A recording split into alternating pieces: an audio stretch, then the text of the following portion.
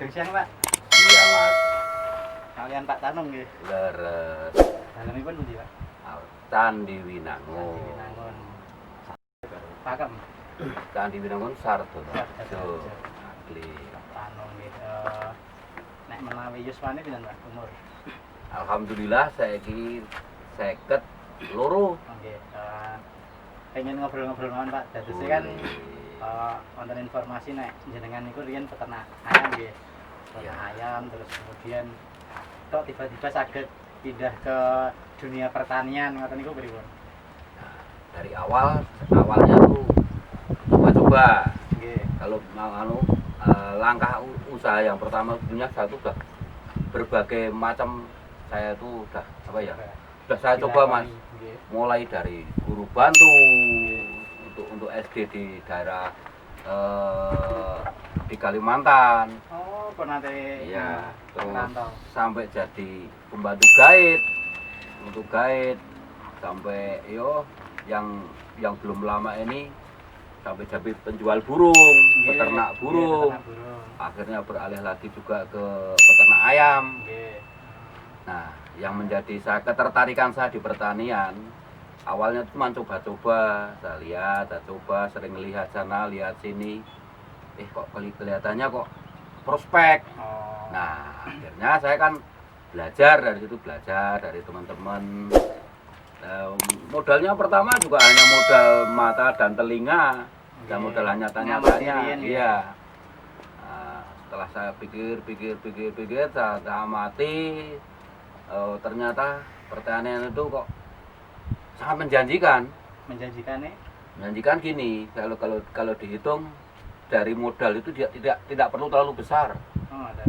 Ibaratnya bisa dikatakan sangat kecil lah. Nggih. Dan kemungkinan rugi itu bisa dikatakan sangat kecil juga. Oh. Dibanding dengan kayak peternakan. Usaha peternakan itu modal pertama sudah besar. Nggih. Yang kedua seandainya terkena wabah, Nggih. itu sangat besar kemungkinan habis total. Oh. Akan tetapi kalau di pertanian tidak mungkin akan terjadi seperti itu, walaupun bisa dikatakan minusnya sebetulnya nggak minus. Kalau dulu diamati benar-benar. Makanya saya akhirnya mulai saya seriusi untuk pertanian ini. Bisa matang sekedar. Ya boleh. Sebenarnya kan jenengan tadi kan untuk bidang pertanian resiko kerugian itu kan kecil. Kecil. Nah, nek saya lihat itu kan sebenarnya petani sekarang itu kan malah mengeluh dengan biaya produksi yang tinggi, mungkin biaya pupuk dan sebagainya, tapi kan hasil panen juga mereka tidak bisa istilahnya mengatur harga, jadi ikut di tengkulak dan sebagainya. Niku kok sakit jenengan menilai bahwa kerugian itu kecil, maksudnya apa dengan teknologi nopo-nopo? Kalau yang saya terapkan, memang saya tidak 100% menjiplak petani-petani yang lain itu tidak 100%. Saya memang pelajari, jadi saya kan juga olah pikir saya sendiri. Untuk apa kita itu mengeluarkan biaya terlalu tinggi. Seandainya kita bisa mampu membuat, kenapa kita harus beli? Nah,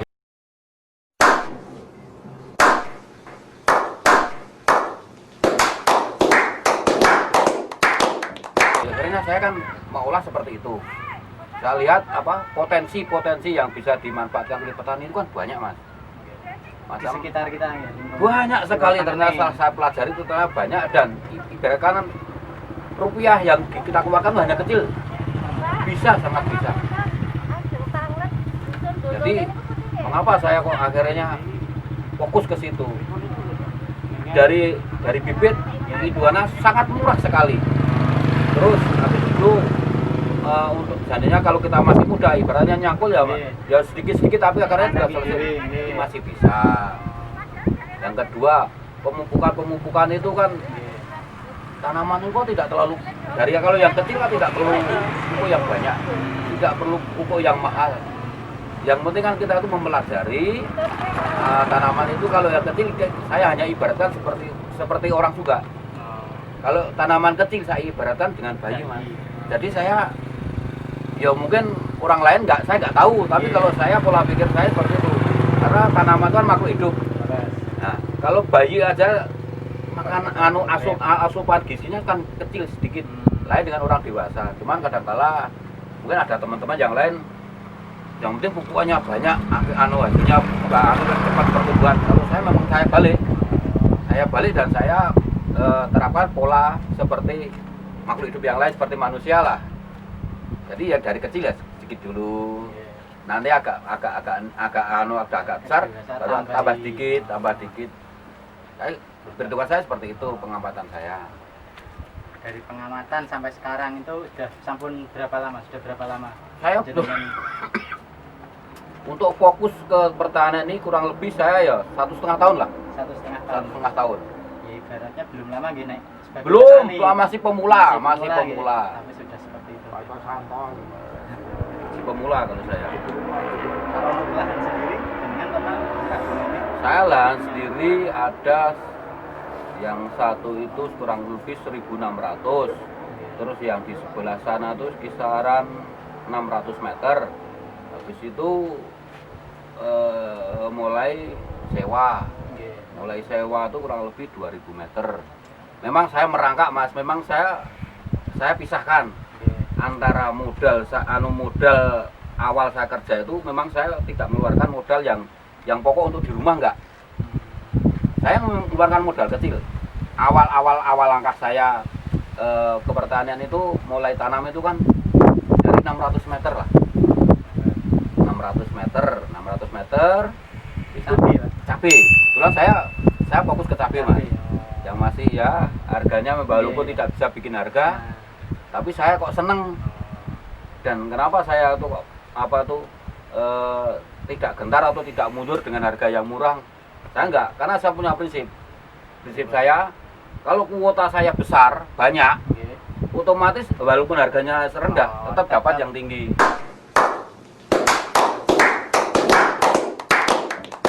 Jadi seandainya dapat harga mahal itu buat saya itu hanya bonus.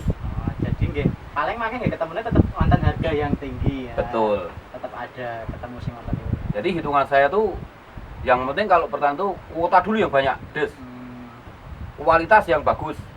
Nah, seandainya harga tinggi itu hitungan saya bukan itu yang saya tujuan, tapi itulah bonus ya. Hanya bonus saja. Gitu. Nah, terus kan dalam pertanian kan kunci pokoknya kan lebih di awal di pengolahan tanahnya. Betul. Nah, ini bisa dijelaskan seperti apa yang mengurangi secara biaya produksi menekan. Nah, itu seperti apa untuk pengolahan tanah? Kalau saya gini Mas, awal untuk pengolahan tanah itu kebetulan saya yang di dua yona atau dua lahan saya itu lahan kering Mas. Nah, lahan kering, dan saya mengapa terus saya yakin ke cabai, karena apa? Cabai itu tidak membutuhkan, hitungan saya tidak membutuhkan air yang terlalu tinggi. Hanya tidak seperti tanaman padi atau tanaman yang lain. Kalau macam jagung itu kan penyerapannya terlalu tinggi, tapi kalau cabai hitungan saya nggak terlalu tinggi.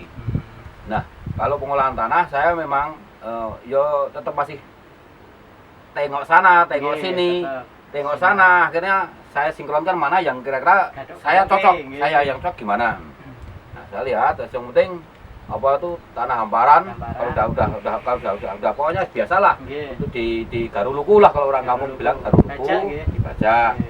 Nah, habis itu karena saya inginnya cabai, saya tetap buat bedengan. Kenapa saya harus bajak dulu? Saya hitungan saya tanah kan lebih gembur. Nah, kalau gembur itu kan hitungan saya atau pengamatan saya, akar itu merayapnya itu kan gampang. Nah, hitungan saya seperti itu, logika saya seperti itu. Ya kan ada juga yang modelnya pakai apa? Tanah habis padi langsung cuma langsung dibunuh, nggak dibaca, itu kan keras Mas. Memang bentuk bedengannya bagus sih, bentuknya bagus, cuman kualitasnya untuk merayapnya akar kan susah. Tuh. Setelah pembajakan itu kan pembuatan bedengan. Iya. Nah, untuk pembuatan bedengan kan nanti ada istilahnya pupuk dasar untuk tanaman cabai. Nah, itu pupuk dasarnya itu apa saja seperti itu? Ya, kebetulan saya mungkin beda dengan petani yang lain. Yang jelas mungkin saya baru satu-satunya ya di sini. Satu-satunya. Karena saya mengolah limbah sesuatu limbah yang di mata masyarakat itu sudah tidak terpakai. Yang sekitar kita tadi itu Sudah ya, sudah bisa dikatakan itu limbah yang sudah tidak terpakai dan di sana itu dipakai tapi tidak bisa menghasilkan, malah merugikan. Akhirnya saya olah kebetulan saya memakai ini loh Mas, bekas jamur atau backlog. Nah, bekas itu akhirnya buat saya buat fermentasi. Fermentasi, habis itu saya campur dengan pupuk kandang yang tidak terlalu besar juga. Nah, kalau bisa dibandingkan ya pupuk kandangnya beli apa cuman kebetulan itu orang tua saya itu kan piara kambing Mas. Nah, berarti ya bisa. Bisa katakan gratis. Betul. Memang kalau awal-awalnya sebelum itu saya cuma pakai mengandalkan membuat pembusukan daun bambu awal-awalnya tuh. Larahan-larahan. Ya, cuman kan saya pikir itu terlalu lama. Kok setelah ada hasil dari sawah itu walaupun sedikit, akhirnya kan bisa untuk membuat yang lain yang lebih efektif dan lebih cepat dan lebih murah. Berarti hanya mengandalkan backlog nih sama saya untuk saat ini setelah ada hasil dari sawah, saya betul-betul mengandalkan backlog sama pupuk kandang yang difermentasi. Iya.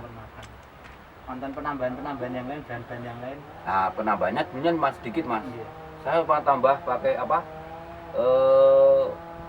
kapur atau bisa katakan kalau merek produk itu Dolomit itu Mas. Saya campur itu.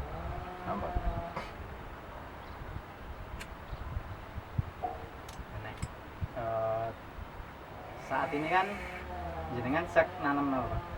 Kebetulan saat ini untuk 2 yona tuh cabai sudah panen. Yang 3 yona ini kan yang 2 yona baru mulai cawang, yang yona satunya lagi baru pembuatan bedengan. A few moments later. Jadi tadi pupuk kandangnya, Pupuk kandang saya campuran sama backlog tadi nggih. Jadi kalau dilihat sepintas sekilas kan cuma seperti graji yang campur dolomit campur sama pupuk kandang. Itu kan nanti ini setelah ini kan saya tutup pakai yang tanah jatuhan ini, saya tutupkan lagi baru nanti dipasang. Nah, untuk fermentasi dari backlog sampai yang siap pakai itu berapa lama? Ya kurang lebih paling cepat 2 minggu Mas. Paling cepat. Tapi lebih lama lebih bagus. Oh iya. Tapi ya harusnya hati-hati, jangan sembarangan karena backlog ini kan perkembangbiakan uret itu sangat tinggi. Makanya saya katakan harus hati-hati, jangan terlalu basah. Jangan terlalu basah. Misalkan kalau bahasa Jawanya itu magel. Magel nanti setelah diguyur pakai fermentasi itu kan harus magel, jangan sampai basah. Kalau basah saya jamin 100% uretnya banyak. Cuman kalau magel tidak pakai penambahan bahan furagen untuk mengurangi uret. No, enggak. Yang penting jangan basah. Iya. Makanya ini kenapa enggak saya langsung tutup. Ini biar kering sekalian. Jadi ngiras pantes ngering. Ini kira-kira berapa luasan lahan ini? Berapa ya kurang lebih? 500 ya kan?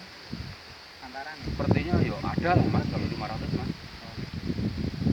Nah, kebutuhan bibit dari ngertes ya untuk segini tuh kira-kira berapa? Ya belum saya hitung. Sebab ini posisi ini kan ada buatan nganu ya, buatan enggak persegi. Nah, ini kan berarti proses pembuatan bedengan gini. Ya. Setelah ditutup lagi nanti pakai mulsa. Iya. Akan lebih bagus lagi kalau setelah kita setelah kekeringan gini diaduk lagi seperti itu. Diaduk lagi. Iya. Jadi kan ini bisa kemana-mana. Campur. Itu kan nanti tutup diairi air basah, udah tinggal tanam. Cuman nanamnya kalau saya Mas paling enggaknya beli bibit itu 3 sampai 1 minggu itu saya jemur dulu bibitnya. Dari pembelian bibit. Iya. Taruh di sawah, diletakkan di sawah. Iya. Enggak langsung ditanam enggak. gitu. Enggak. Sebab kalau kita kalau beli langsung ditanam, karena kalau di mulsa itu kan panas mas dari dalam bawah mulsa itu. Makanya kalau saya beli itu paling cepat 3 hari jemur dulu. Oh, jadi di bagian ini kan dijemur dulu. Jemur dulu. Nanti dilihat nanti batangnya kalau kelihatan sudah keras lah, itu baru tanam. Sebab kalau kita beli langsung tanam, bisa dikatakan lotre lah untuk hidup itu. Paling banyak kan panas panas nih patah batang. Ada jeda waktu mboten mulai dari persiapan bedengan, mulsa, terus dilep nih kok sampai ke pembibitan itu waktu-waktu khusus berapa hari enggak? Kalau saya enggak, asal bedengan sudah jadi, bibit sudah dijemur 3 sampai 4 hari lah, enggak 3 sampai 4 hari aja. Habis itu langsung tanam. Tapi kalau baru ya itu resikonya sangat besar sekali. Kering batangnya. Setelah tanam bibit kan terus tanaman mulai tumbuh gitu 3 hari tadi. Ya. Nah, itu nanti mulai penyemprotan awal pupuk niku umur pinten? Apa seminggu napa pinten? Nah, itu mulai penyemprotan. Ini trik saya. Yeah. Trik saya kalau saya beli bibit dari pembibitan itu sebelum saya tanam masih dalam baki itu, Mas. Itu saya semprot dulu. Semprot pakai obat keriting, obat jamur. Itu pasti. Jadi Jadi penyemprotan malah lebih ke obat pestisidanya iya. ya, bukan yang pupuknya. Belum. Karena masih kecil loh, Mas. Masih kecil, oh iya. Jadi tetap masih dalam batang itu saya semprot dulu. Satu sisi ngirit. Karena satu lokasi yang sempit. Nah, paling pakai sprayan aja bisa. Betul. Habis itu setelah 3-4 hari baru tanam. Nah, tanam itu teman ya kalau saya nanam paling cepat pemupukan itu paling tercepat saya itu 25 hari. Itu paling cepat. Tapi kebanyakan saya 1 bulan baru saya pupuk. Baru semprot pupuk. Baru pupuk. Iya, karena nanti nutrisinya pun ini masih dari ini cukup sangat cukup karena masih muda tadi. Yang jelas kalau yang kita pakai backlog seperti ini hasil uji coba untuk sayur, Mas. Ini bisa dibuktikan. Kalau kita pakai mulsa loh, tapi itu kan pakai mulsa, kita tanam, sudah tanam, panen 1 kali, langsung tanam lagi, nggak perlu diulang lagi tanam lagi. Sayur. Iya, kalau sayuran tuh bisa 4 kali. 4 kali. Setelah 4 kali baru diaduk, tutup lagi, tanam lagi. Jadi 4 kali tanam untuk sayuran tanpa buka pulsa. Tanpa penambahan pupuk. Betul. Bisa diuji coba. Asal fermentasinya yang benar. Nah, itu yang matang nih, nggih.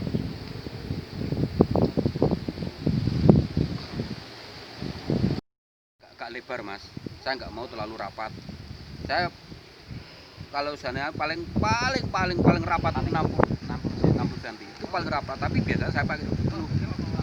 Itu fungsinya untuk saya pakai jarak 70 karena kalau tanaman itu terlalu rapat ini ranting susah untuk mekarnya susah. Kalau rantingnya nggak terlalu mekar nanti kan buahnya juga sedikit. Tapi kalau rapat ini kan susah sekali, Mas. Terus kedua, saya kalau nanam nggak pernah saya pakai anak batang anak itu nggak saya pakai. Satu pun nggak pakai. Jadi rempel. Saya pakai rempel semua. Jadi hanya batang pokok. Jadi nanti buahnya cuma di atas lah. Saya nggak mau pakai anak-anak. Jenengan maksudnya secara hasil, secara panen lebih bagusan yang rempel apa yang buatan?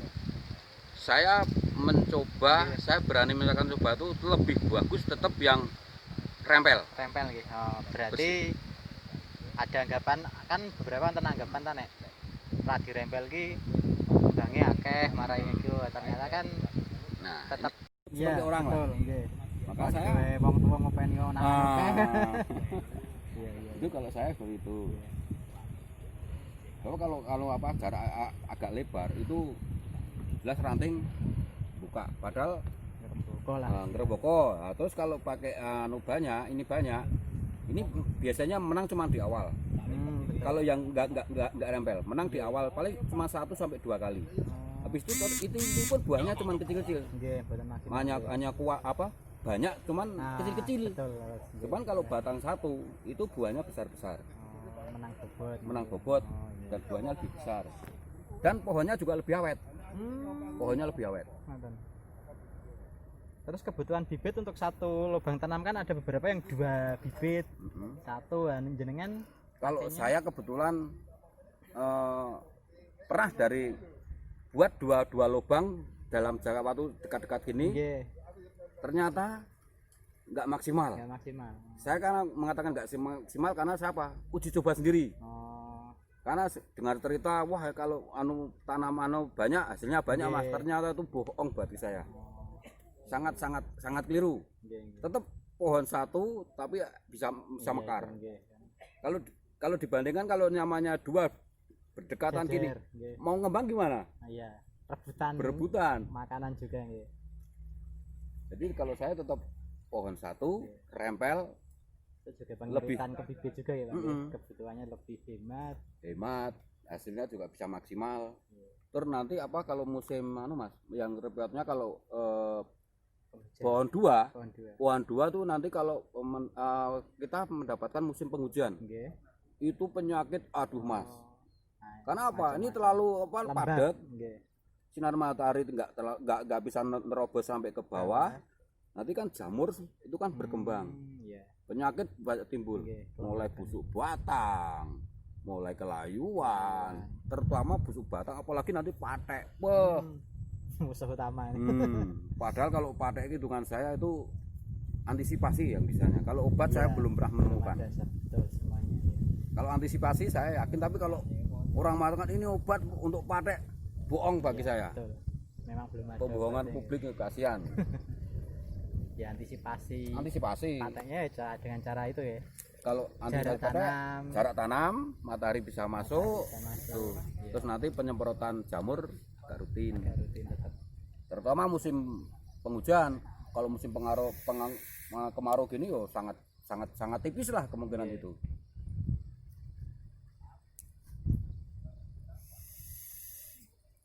Ini kebutuhan pupuk kandangnya kira-kira berapa karung, Mbak? Waduh, kebetulan saya tuh kemarin beli 2 red itu kan, ini hitungannya kan cuma sampah toh mas. Iya. Cuma sampah, dan di sana tuh ibaratnya nggak ada yang mau memanfaatkan. Akhirnya kan saya juga gimana kalau saya pakai udah diambil aja. Wah ya nggak enak, mendingan gini aja. Sampai orangnya tuh udah mas ambil aja semuanya, gue kape oleh. Cuman kan saya kan juga merasa itu juga apa ya, bekas orang, tempat kerja orang juga kan. Cuman ganti transport aja. Nah, kebetulan saya 3 peta itu saya habis 2 red backlognya. Itu pun masih sisa. Padahal saya hitungannya ini taburannya ini kalau kita beli udah berapa duit. Padahal kita hanya menghabiskan kurang lebih untuk 3 peta ini, kalau backlognya cuma habis ganti bensin itu cuma 300.000. Wah sangat jauh mas. 300 untuk beli NPK atau waduh. Ya, berapa? Petani kan intinya kan mas, apa ya, ngejar panen, bukan ya, mengejar nah itu gengsinya atau sekarang kan nera mantep ininya enggak ini, dan kan yang nanti yang mantapnya itu yang hasil panenannya. Kalau saya yang kejar itu hasil panen ya. Jadi kalau kita tanamannya bagus akan tetapi kosnya tinggi ya, nanti jatuh di akhir kita malah nggak sampai untung. Petani tangguh apa ini? Wah, larang ini.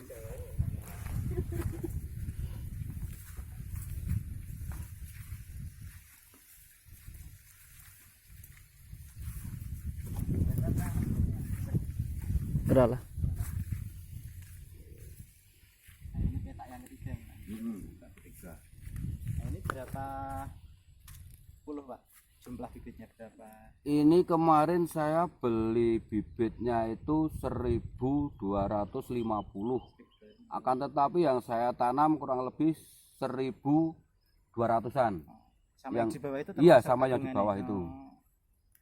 Nah, seperti inilah contohnya mas. Saya nggak pakai anakan sama sekali. Jadi saya tetap bersih.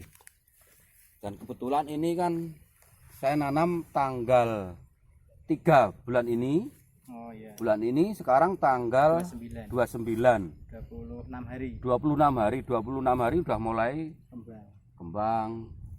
Sudah menampakkan kalau mau ada. Penyemprotan sudah berapa kali? Saya penyemprotan kebetulan kalau semprot untuk kalau pupuk saya baru sekali, Mas. Oh, baru sekali. Oh. Maka dari awal Iya, tadi kan saya sudah betul. terangkan kalau Iya. saya pupuk pemupukan itu Betul. paling cepat 25 hari. Oh iya. Kalau yang itu obat itu? Kalau obat untuk keriting, terutama untuk keriting, untuk ulat Nggih. itu saya sudah sampai 3 kali. 3 kali. 3 kali. Ya memang kalau musim kemarau gini yang menjadi risiko tertinggi adalah keriting, Mas. Keriting sama ulat. Ulat. Kalau jamur bisa katakan Iya, tipis lah. tipis. Nah, salah satu ini contohnya kalau backlog ini Cabai keriting emang ini. Pak. keriting.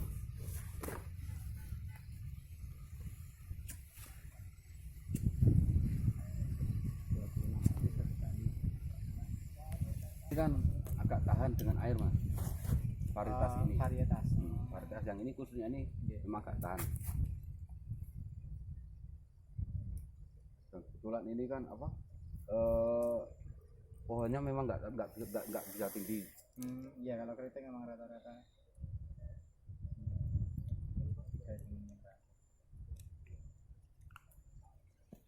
Blok dan Pak Grit. Grit.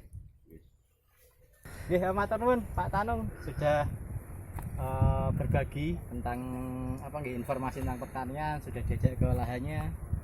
Terima kasih. Mungkin kapan-kapan kita juga main lagi ke tempat jenengan. Oke, Mas, matur makasih. Ya itulah sekedar informasi atau sharing. pengalaman saya lah. Ya. Pengalaman saya siapa tahu dari untuk petani yang lain bisa bermanfaat Amin. dan bisa menekan kos untuk olah pertanian dan bisa menghasilkan yang lebih maksimal. Siap. Ya.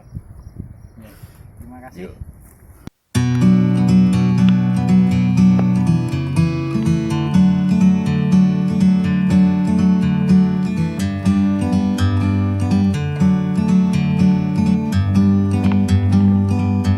Like a bird on a tree,